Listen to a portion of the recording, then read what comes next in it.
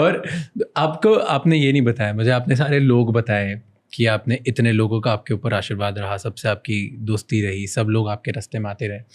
पहला ब्रेक किसने दिया? मतलब आप पहली बार जब टीवी पे आए होगे तो किसी ने तो ब्रेक दिया होगा, जब आप नहीं, देखो, कहीं पे आपका काम कर रहे होगे और पूरे देश में फैला दिया किसी ने। देखो, ये ब्रेक यदि उस तरह से कहें आप तो ये दिया संस्कार चैनल ने। इंदौर का ही एक परिवार है, दिलीप काबरा जी। किरीट सर? दिलीप काबरा जी। अच्छा। हाँ, तो वो आस्था वाले थे, किरीट मेहता।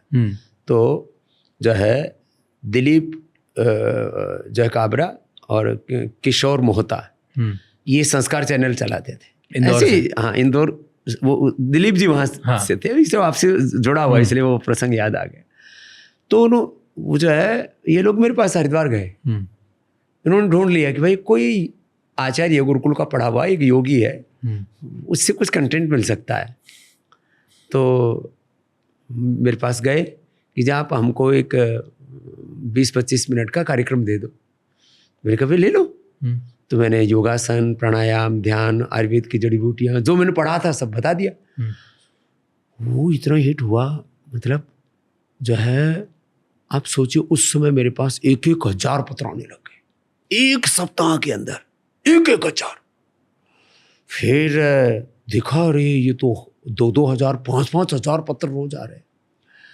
और वो मतलब जो है मुझे ऐसा लगता है उस समय, फिर मैंने टीआरपी मंगाई तो सारे टीवी चैनल कहीं नहीं रहते थे, माने स्टार, सोनी और जो है जी, कोई नहीं रहते थे। और न्यूज़ चैनल तो कहीं पास में ही नहीं फटकते थे, कोई भी नहीं।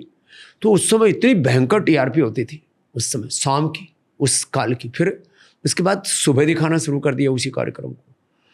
आप ये हालत हो गई कि मतलब जैसे कहते हैं ना, जीना हराम हो गया कि मतलब लोग, अरे तो मेरे कार्यक्रमों में पहले जब मैंने शुरू किया था तो 200 लोग आते थे मेरे शिविर में, फिर 2,000 हुए और 5-7 हज़ार लोगों तक पहुंच गए थे। लेकिन जैसे ही संस्कार पर कार्यक्रम आना शुरू हुआ, वो संख्या पहुंच गई 10,000 सीधी मेरे कार्यक्रमों में आने वालों को। और मुझे कहीं कहीं कुछ बोलना नहीं पड़ता था।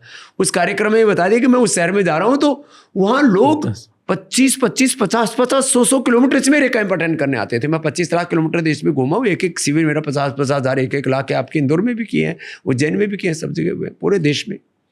तो वो संस्कार चैनल का 6:40 से 7 बजे तक का कार्यक्रम, वो एक तरह से यो पूरे विश्व पटल पर जैसे कि हम पहुंचे जिससे। फिर उसके बाद जो है आस्था के संस्कार के बाद उसमें कुछ ऐसा रहा कि वो कहने लगे जी हम तो जो कार्यक्रम प्रसारित करते हैं उसके कुछ पैसे लेते हैं। मैंने कहा पैसे हमारे पास नहीं।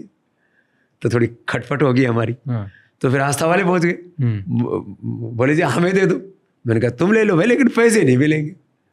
तो बाद में कुछ ऐसा हुआ कि भाई ये मतलब वो आपसे पैसे मांगने लगे। हम भाई हमको चलाना है, चैनल चलाना है, तो आप शूटिंग के और इसके तो कुछ पैसे दे दो। अच्छा। कि जो कैमरामैन भेज रहे हैं आपके लिए सारी चीजें करें। मैंने कहा तुम जानो, तुम्हारा काम जाने, मेरे पास पैसे नहीं तो मैं दूं कहाँ से? कोई भीख थोड़ी मांग के लाऊंगा आपके लिए।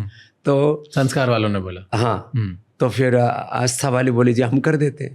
तो उन्होंने करना शुरू कर दिया। तो एक बालक था, वो जो है फिर शूटिंग करने लग गया।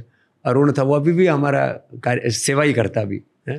उस समय उसको 10-15 हज़ार रुपये मिलते होंगे, आज तो उसको 2.5-3 लाख रुपए सैलरी कर दी मैंने।